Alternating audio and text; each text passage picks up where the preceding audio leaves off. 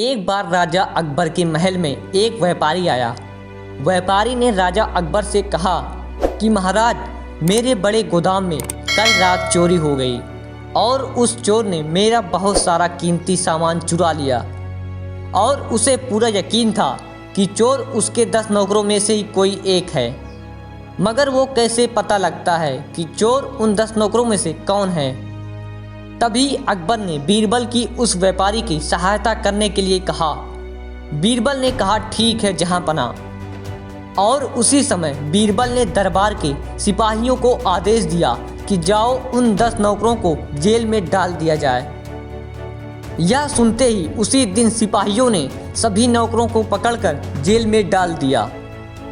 तभी बीरबल उन सभी नौकरों से मिलता है और पूछता है कि बताओ व्यापारी के गोदाम में किसने चोरी की है। मगर सभी नौकरों ने बीरबल से यही कहा कि चोरी के बारे में हमें कुछ भी नहीं पता।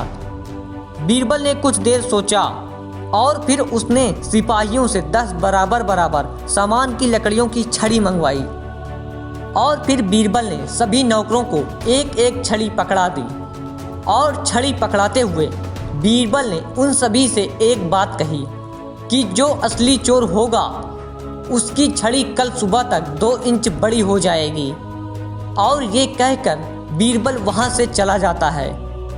और अगले दिन सुबह जब बीरबल उन नौकरों के पास जाता है तो उन सभी की छड़ियों को ध्यान से देखता है तो बीरबल ने क्या देखा कि उनमें से एक व्यक्ति की छड़ी 2 इंच छोटी थी। यह देखते ही बीरबल ने कहा कि यही है असली चोर। तभी व्यापारी ने बीरबल से पूछा कि आपको कैसे पता चला कि असली चोर वही है। बीरबल ने व्यापारी से कहा कि चोर ने अपनी छड़ी के 2 इंच बड़े हो जाने के डर से रात के समय ही अपनी छड़ी को काटकर 2 इंच छोटा कर दिया था, इसलिए वो पकड़ा गया। तो दोस्तों, ये थी अकबर और बीरबल की एक मज़ेदार कहानी। दोस्तों, अगर आपको ये अकबर और बीरबल की कहानी पसंद आई तो वीडियो को लाइक करके चैनल को जरूर सब्सक्राइब कीजिएगा।